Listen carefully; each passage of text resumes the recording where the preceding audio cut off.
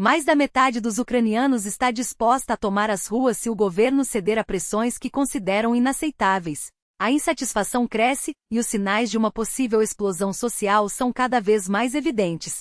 Enquanto isso, uma guerra silenciosa, mas devastadora se desenrola nos mares há meses, com resultados que surpreendem até os mais céticos. Pelo menos uma dezena de navios ligados à Rússia já foram atingidos, e o que parecia impossível começa a se tornar realidade. A resistência ucraniana não só enfrenta o inimigo, mas o desafia de forma aberta, ridicularizando até mesmo as figuras mais poderosas do Kremlin. O que antes era apenas especulação agora ganha contornos concretos. Segundo fontes confiáveis, a Ucrânia abriu uma nova frente de batalha, mirando diretamente no coração da economia russa, o transporte de petróleo.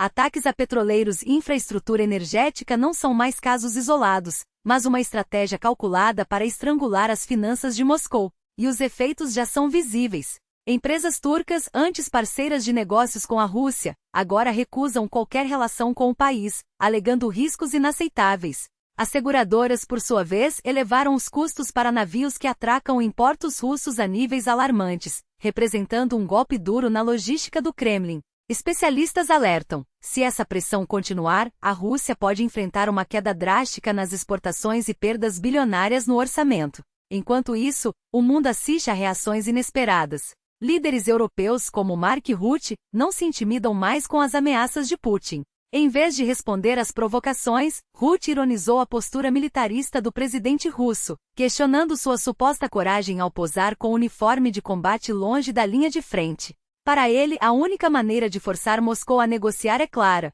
manter o fluxo de armas para a Ucrânia e garantir que as sanções econômicas sejam realmente eficazes. E é exatamente isso que está acontecendo. Os Estados Unidos e a Europa não apenas enviam equipamentos essenciais, mas também financiam parte do esforço de guerra, enquanto outros países contribuem com apoio bilateral. A ofensiva ucraniana não se limita aos mares. Na madrugada de 1º de dezembro, um trecho do oleoduto Druzhba, na região de Lipetsk, foi alvo de uma explosão devastadora. Fontes do governo ucraniano confirmaram que se tratou de uma operação remota, planejada para causar o máximo de dano. Moradores das redondezas relataram estrondos e chamas visíveis a quilômetros de distância, enquanto as autoridades russas, como de costume, tentaram abafar o caso.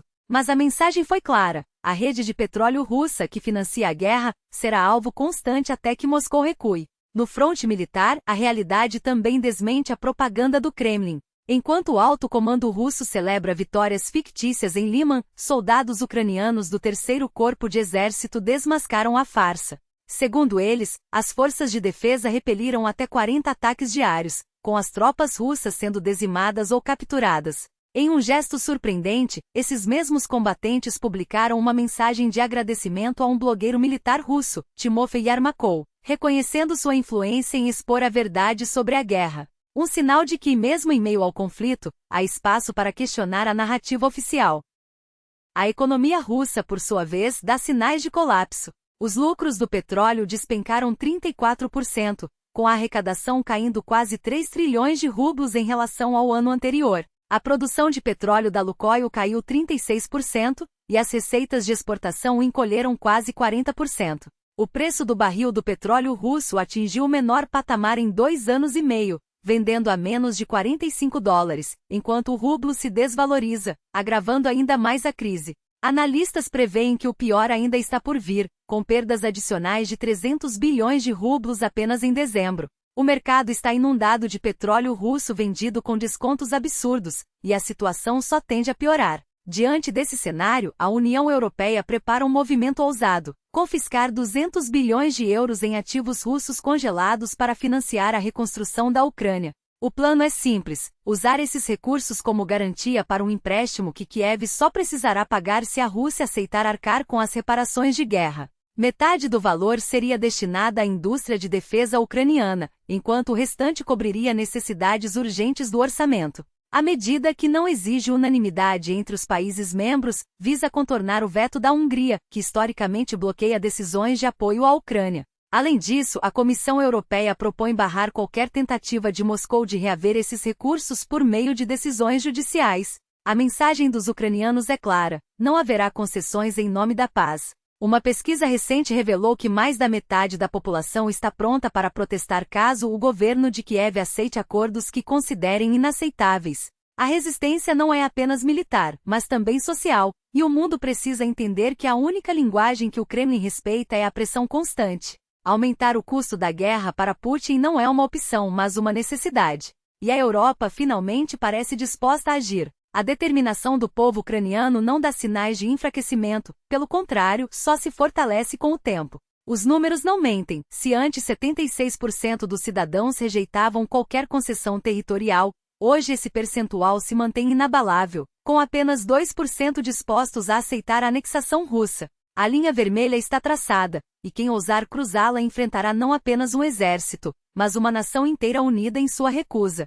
Renunciar à soberania? Inaceitável para 41%.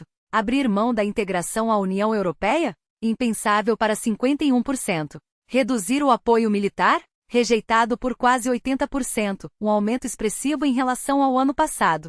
E é aqui que você entra. Cada interação, um like, um compartilhamento, um comentário de apoio, é um tijolo na muralha que protege a verdade.